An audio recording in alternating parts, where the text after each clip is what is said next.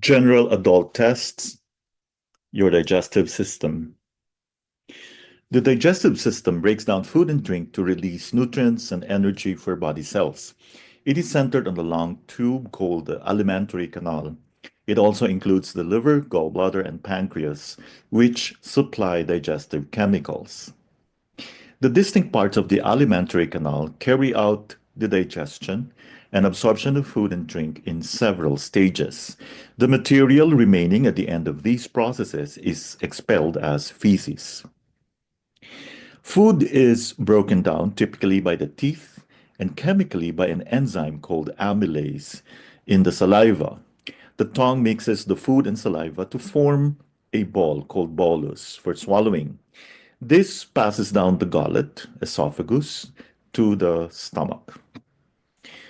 Boluses of food are pushed along the digestive tract by wave-like contractions of the muscle walls in the esophagus and intestines. This action is called peristalsis. Food is mixed with strong stomach acids and enzymes and churned by the muscular stomach walls so that it breaks down into a semi-liquid substance called chyme. Food may stay in the stomach for hours before entering the intestine. The small intestine. This long muscular tube has three sections. In the first and second sections, the duodenum and jejunum, food is mixed with further digestive juices to release nutrients. In the third, ileum, the nutrients are absorbed into the blood and lymph. Large intestine or colon. This tube contains bacteria that act on the remains of the food to release further nutrients. The large intestine also absorbs water into the body. The remaining waste is concentrated to form feces, which pass out via the rectum and anus. The intestinal lining is about 345 square feet, or 32 square meters in area, or around 8 king-size beds. The digestive processes in the alimentary canal involve physical actions, such as the teeth chopping food into small pieces and the stomach walls churning the food. However, throughout, the body adds chemical agents, mainly enzymes, to digest food into particles small enough to be absorbed into the bloodstream. A key cocktail of these chemicals enters at the duodenum. Bile from the gallbladder is added and it emulsifies fat into tiny droplets. A range of digestive enzymes from the pancreas also enter here, breaking food into absorbable nutrients, sugars, amino acids, and fatty acids. So here we can see the liver that produces bile and passes it to the gallbladder. Then the gallbladder stores and concentrates bile. Then we have the bile duct that delivers bile from the liver and gallbladder to the duodenum. And food pushed down the duodenum by a peristalsis. And we have the enzymes in the pancreatic duct. The pancreas produces enzymes. The stomach wall lines itself with mucus to avoid getting digested. Ring of muscle at the top of the stomach will open to allow food to enter. The lining of the small intestine is covered with millions of tiny finger-like structures called villi. These in turn are covered with smaller microvilli.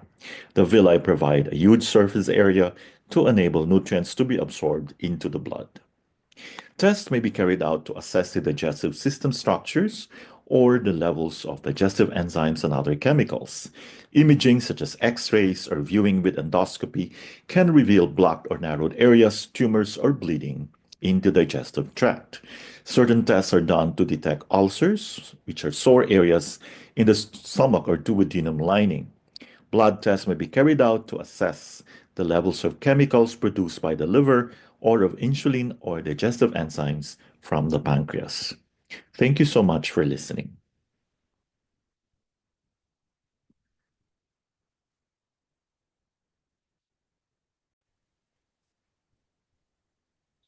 Let's now go to pathology. Let's discuss interaction between pathogenic factors and upright sheath. The interaction between pathogenic factors and upright chi. The pathogenic factors and upright chi are not fixed entities, but are constantly interacting with each other. This is because every pathogenic factor evolves and frequently changes nature, and also because each pathogenic factor tends to injure the upright chi in one way or another. For example, external wind frequently changes into heat and becomes interior. This happens when an upper respiratory infection progresses to a chest infection. Qi stagnation frequently leads to blood stasis. Dampness may lead to phlegm. In summary, pathogenic factors evolution. The pathogenic factors evolve and change. The pathogenic factors tend to injure the upright qi. Besides changing their nature, pathogenic factors also have a strong tendency to injure the upright qi in various ways. For example, heat dries up body fluids and may injure yin. Dampness or phlegm encumbers qi and causes qi deficiency. Severe blood stasis may cause dryness and of body fluids. Qi stagnation interferes with the proper ascending descending of qi. Cold congeals blood and causes blood stasis. Cold also tends to weaken yang qi. On the other hand, the upright qi interacts with pathogenic factors because if they are external, it will attempt to fight them off, and if they are internal, it will influence them and attempt to eliminate them. For example, an invasion of external wind, the upright chi fights the pathogenic factor, and fever is a result of such a fight. In internal conditions too, the upright chi is fighting the pathogenic factor. For example, if a patient is encumbered by dampness, by its very nature, chi will attempt to transform, resolve, and excrete dampness. Whether such an attempt succeeds or not depends on the relative strength of dampness and the upright chi. In internal conditions too, the upright chi is fighting the pathogenic factor. For example, if a patient is encumbered by dampness, by its very nature, qi will attempt to transform, resolve, and excrete dampness. Whether such an attempt succeeds or not depends on the relative strength of dampness and the upright qi. May be all that is needed to give the upright qi a chance to resolve dampness even without treatment with acupuncture or herbs. Here, the interaction between pathogenic factors and upright qi. As the pathogenic factors tend to injure the upright qi, it attempts to expel the pathogenic factors. The upright chi versus pathogenic factors. In invasion of external pathogenic factors, upright chi fights them off. In external pathogenic factors, the upright chi influences them and attempts to eliminate them. The interaction between pathogenic factors and upright chi may become very intricate as they affect each other, so that, for example, a pathogenic factor may injure chi, which in turn may either strengthen the original pathogenic factor itself or lead to a new pathogenic factor, as you can see in the diagram. For example, an invasion of external wind may obstruct qi, and this in turn may lead to dampness. This happens frequently in children. Qi deficiency may lead to dampness, and this turn weakens qi even more. Here we can see the interaction between dampness and qi. The dampness injures the upright qi and leads to dampness. And then in the interaction between heat, yin, and empty heat, the heat dries up the yin and leads to empty heat. The interaction between the qi deficiency, hemorrhage, and blood deficiency, the qi deficiency will leads to hemorrhage and then causes the blood deficiency, which aggravates the qi deficiency. Here, the interaction between external wind, qi, and dampness, the external wind, which obstructs qi, and then qi derangement of qi leads to dampness. Thank you for your attention.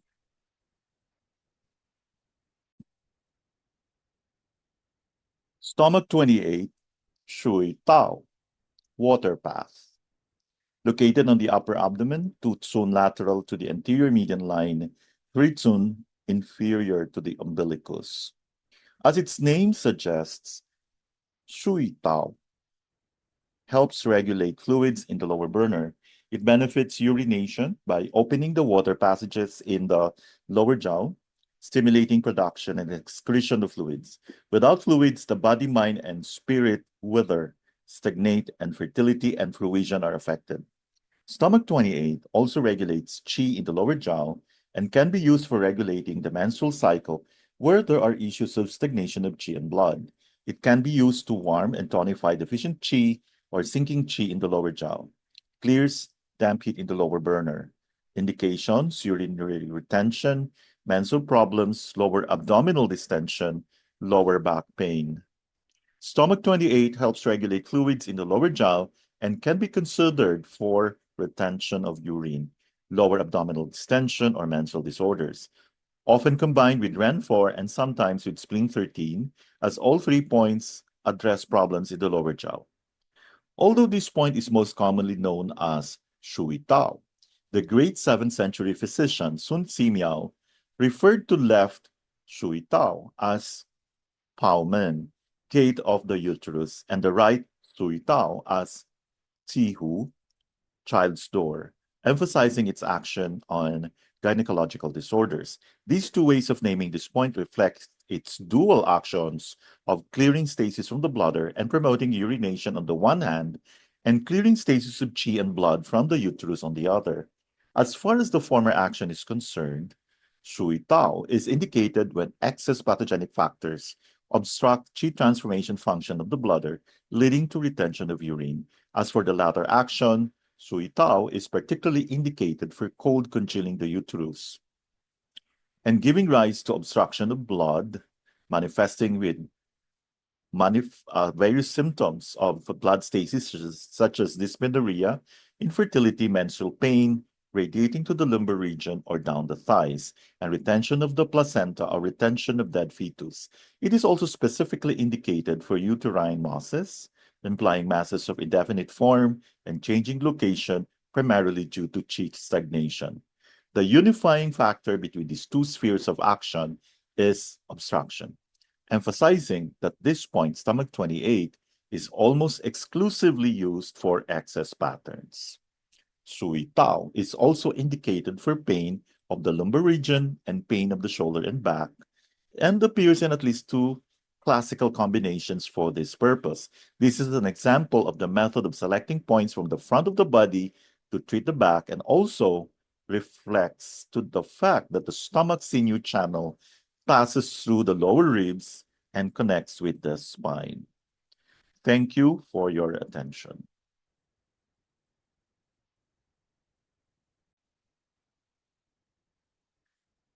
Let's now go to stomach patterns. Let's discuss stomach heat. This concept is due to scorching exuberance of stomach heat and stomach fails to descend. It is also called scorching exuberance of stomach heat or flourishing of stomach fire. The key symptoms is a burning sensation and pain in the epigastrium with excess heat symptoms.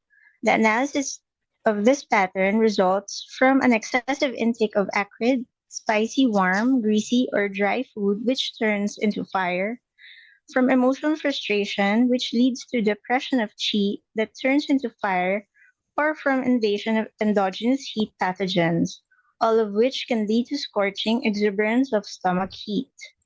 The clinical manifestations: a burning sensation and pain in the epigastrium, dislike of pressure, thirst with preference for cold drinks, constant hunger, vomiting after eating, halitosis or foul breath odor, or inflammation, painful and bleeding gums, gingival, hemorrhage, constipation, scanty dark urine, red tongue with yellow coating, and smooth and rapid pulse. The analysis of stomach heat pattern. When heat pathogen attacks the stomach and impairs stomach qi, there will be burning sensation and pain in the epigastrium or refusal of pressure. When hyperfunction of rotting and ripening of the food, there would be constant hunger. The stomach fire burns upward along the channel. There would be swelling and pain in the gums.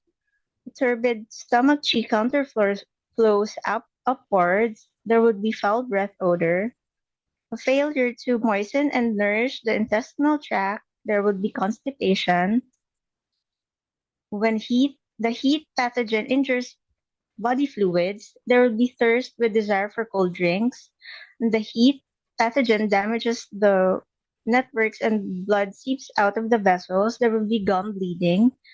The heat pathogen injures fluids, leading to insufficient urine source. There will be scanty, dark urine. Also, a red tongue with a yellow coating and a smooth and rapid pulse are manifestations of excess heat. The differentiation of stomach heat and heat obstructing the large intestine. If the pattern is stomach heat, the position would be in the stomach. The nature would be inferior excessive heat pattern. The pathology would be scorching exuberance of stomach heat and stomach chi fails to descend. The specific symptoms and clinical manifestations would be a burning sensation and pain in the epigastrium, refusal of pressure, constant hunger, foul breath odor, swelling and pain in the gums, gum bleeding. For general symptoms, the thirst with desire for cold drinks, constipation, yellow urine, a red tongue with a yellow coating, and a smooth and rapid pulse. If the heat obstructing the large intestine is the pattern, the position would be in the large intestine. The nature would be the same, and the pathology would be a dry heat pathogen and stool bind internally and obstruct the large intestine. The specific symptoms would be distension, fullness, hardness, and pain of the abdomen or around the umbilicus, refusal of pressure, and constipation. For clinical manifestations of general symptoms, the high fever or late afternoon tidal fever, sweating, thirst, constipation, possibly even coma and delirium, mania, scanty dark urine, a rigid tongue with a thick yellow coating, and a forceful, deep, and rapid pulse. In the stomach's phlegm fire, the etiology, excessive hot, spicy, phlegm-forming foods, smoking emotions, prolonged anger, frustration, resentment, and depression. The underlying or accompanying pathology would be spleen chi deficiency, stomach chi deficiency, stomach heat, liver chi stagnation, liver fire blazing, heart fire blazing. The signs and symptoms would be burning epigastric pain, bitter taste, thirst but no desire to drink, bleeding gums, mental restlessness, constipation, nausea, vomiting soon after food, sour regurgitation, dry mouth, mouth ulcers, excess hunger, bad breath, feeling of heat, oppression of chest or in the epigastrium, mucus in stools, insomnia, vivid dreaming, expectoration of phlegm. The pulse will be slippery, rapid, slightly overflowing right in the middle position.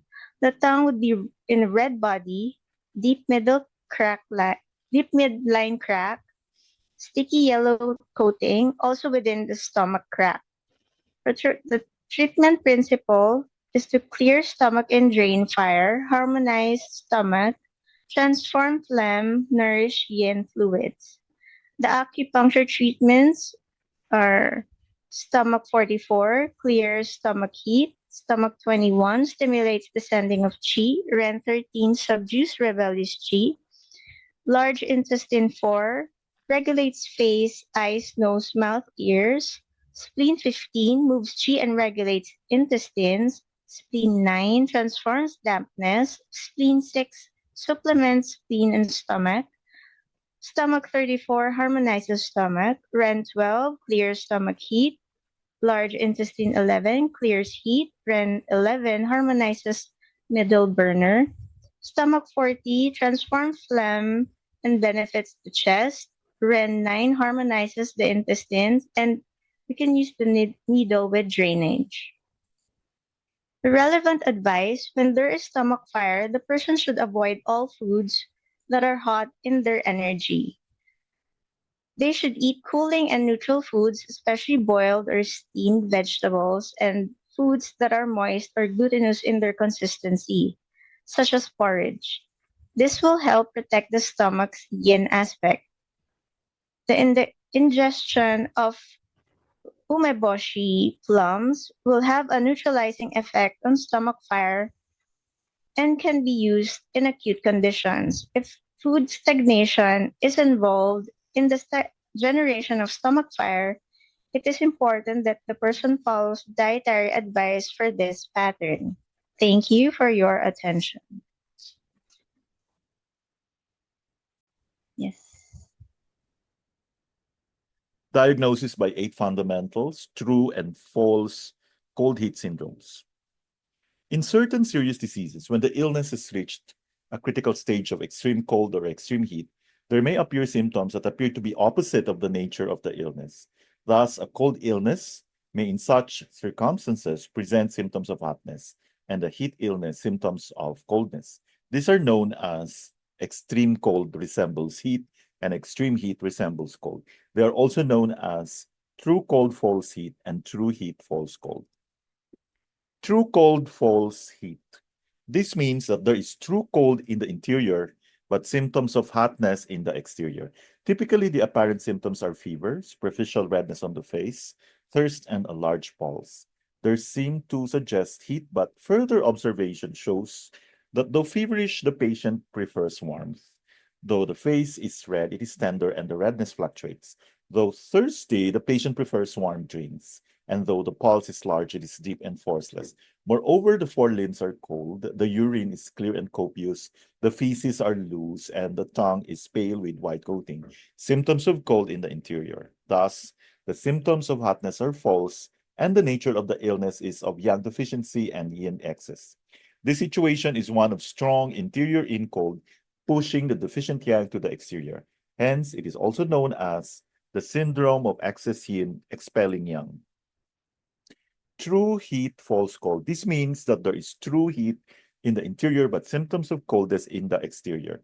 Typically, the symptoms of coldness are cold intolerance, cold hands and feet, diarrhea, black tongue, coating, and a deep pulse.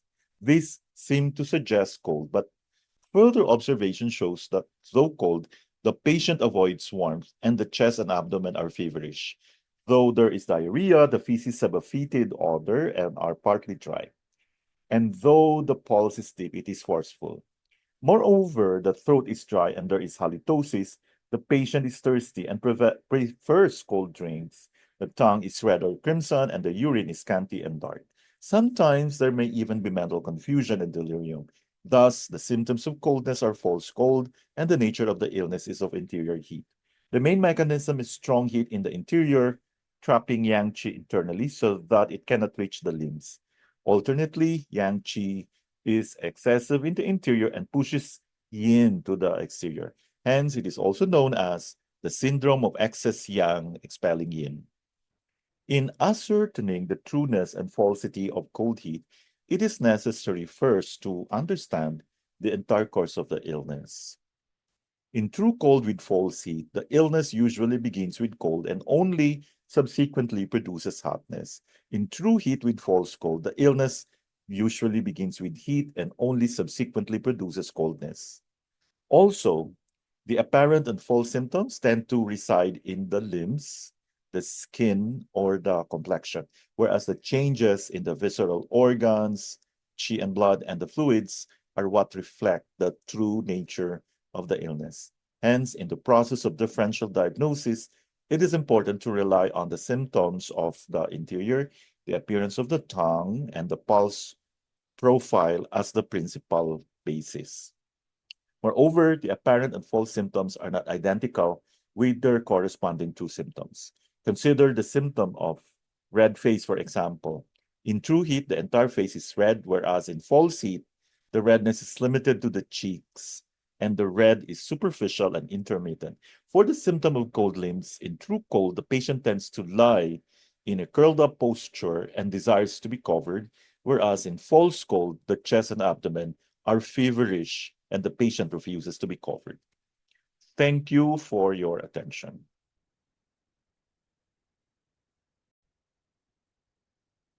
Documentation strategies. Functions of documentation.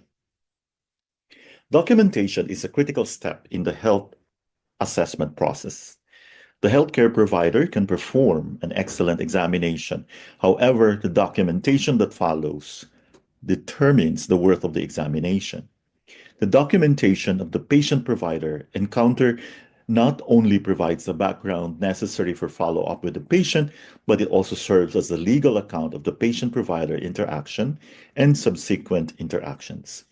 If the documentation just indicates that the healthcare provider found no problems, it is unclear to the next provider what areas were truly assessed and what questions were asked.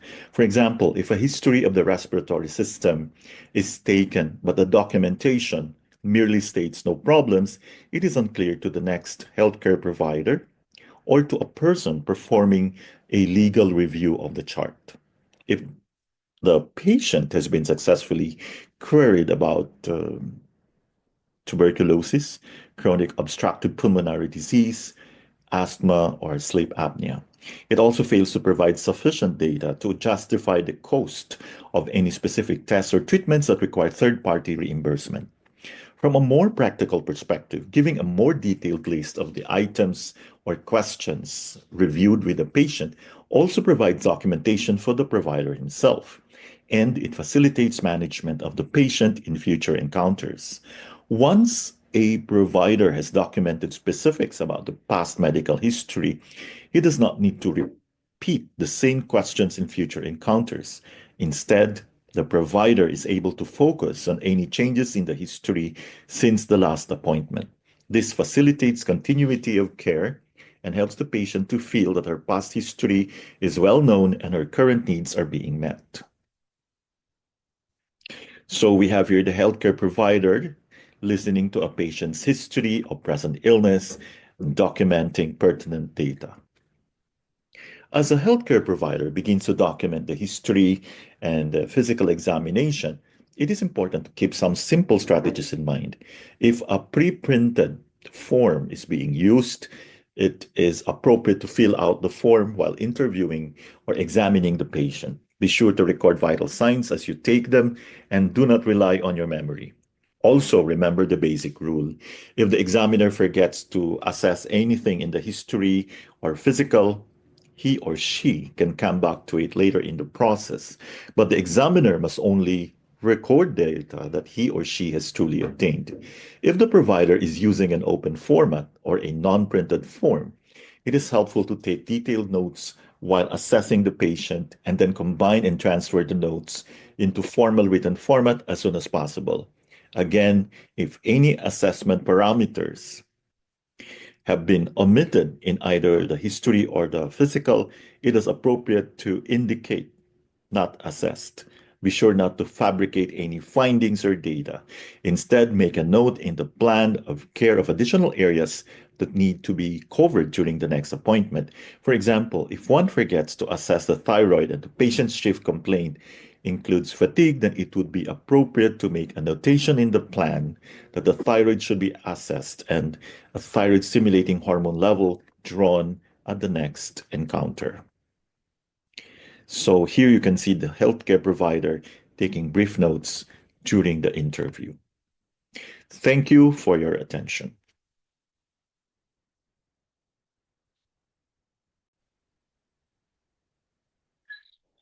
Let's now go to acupuncture for emergencies. Let's discuss bleeding from uterus part 2. Fetus malposition. We can use acupuncture on the UB67 point, use moxibustion, direct or indirect, on the UB67, spleen 1, spleen 6, and the GB25 points. 15 to 20 minutes each time, once a day for 4 days. For direct moxie, perform 4 to 5 cones each time.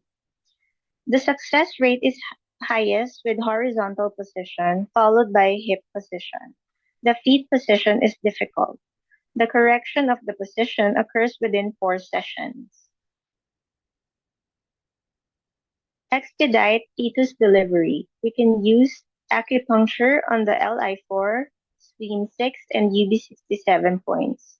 Have the patient drink herbal Fupengzi tea. It is reported that after acupuncture treatment, 38.1% of women started labor within 12 or 24 hours, and 32.7% started within 24 to 48 hours. For retained placenta, we can use acupuncture on the UB67 point, use acupuncture on the spleen 6, Yin points, plus the REN4 and REN3 points. Use acupuncture on the REN3, kidney 6, GB21, SJ5 points. For nocturnal fretfulness in infants, use acupuncture on the PC9 point. Use acupuncture on the DO20, PC6, spleen 6, heart 7, and liver 2 points. If there is a fever, use acupuncture on the LI4, PC6, C-Feng PC9, and heart 5 points.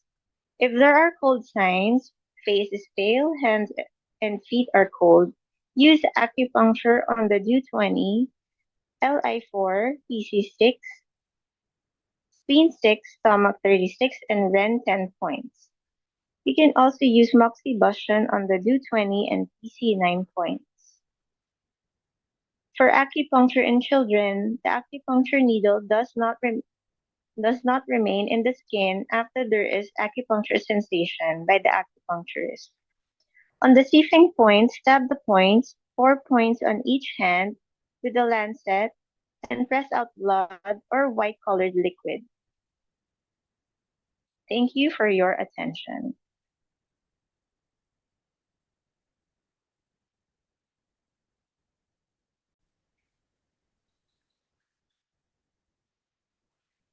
Let's now go to fibromyalgia. Let's discuss treatment. The Western treatments for fibromyalgia tries to ease symptoms and improve quality of life, but there is currently no known cure. However, the symptoms can be treated with both non-drug and medication-based treatments. No one treatment works for all symptoms. Therefore, the best results are achieved by using a combination of medication and lifestyle change. Medications can help reduce the symptoms such as pain, fatigue, and sleep disturbances, and to correct altered mechanisms underlying the disease, especially serotonin deficiency. Common choices include antidepressants, muscle relaxants, pain relievers, and anti-seizure drugs. Narcotic drugs are not advised because they can lead to dependence and may even worsen the pain over time. Non-drug treatments include patient education, a mixture of aerobic and strengthening exercises, cognitive behavioral therapy. They can improve functions and are highly effective in reducing the neurovegetative hyperactivity characterizing fibromyalgia. Most fibromyalgia patients tend to improve over time with a multidisciplinary approach, including patient education about fibromyalgia, self-management tools, low-impact exercise, start, start low, go slow, behavioral therapy, and pharmacological therapy. History and the physical examination for diagnosis of the fibromyalgia, if needed, to exclude treatable comorbidities, laboratory and/or radiological exams, referral to other specialists, pain education and information sheet if insufficient effect. Physical therapy with individualized graded physical exercise can be combined with other recommended non-pharmacological therapies such as hydrotherapy and acupuncture. If insufficient effect, we can reassess of the patient to tailor individualized treatment. For additional individualized treatment, if the pain is related depression, anxiety, catastrophizing, overly passive or active coping, psychological therapies can be used, mainly cognitive behavioral therapy. For more severe depression or anxiety, consider psychopharmacological treatment. If the severe pain or sleep disturbance, pharmacotherapy can be used. This is severe pain, duloxetine, pregabalin, tramadol, or in combination with paracetamol. For severe sleep problems, low dose amitriptyline, cyclobenzaprine, or pregabalin at night. For severe disability or sick leave, you can use multimodal rehabilitation programs. Thank you for your attention.